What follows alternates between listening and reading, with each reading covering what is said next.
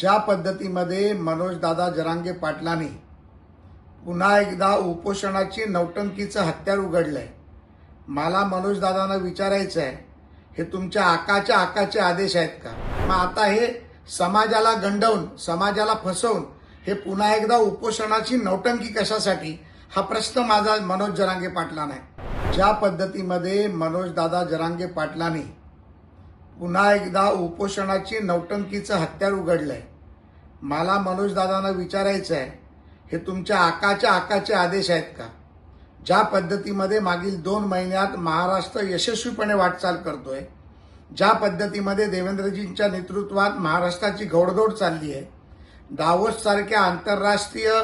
व्यापारी आणि उद्योग जगातल्या महत्वाच्या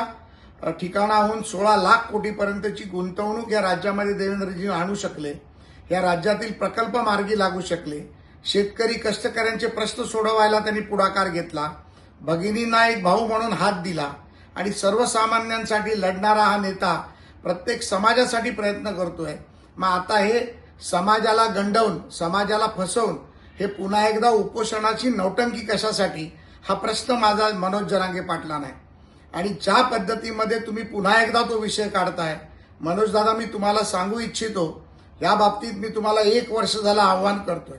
काय देवेंद्रजींनी केलं नाही आणि देवेंद्रजींनी या राज्यातल्या मराठी समाजासाठी काय काय केलं हे आपण दोघे एकदा जनतेसमोर येऊन बोलू, म्हणजे ही तुमची नौटंकी आणि तुमच्या आकाचे आदेश काय या राज्याला अस्थिर करण्याचे आहेत का हे लोकांसमोर येईल आणि दूध का दूध, पाणी का पाणी हे जनतेला माहिती पडेल।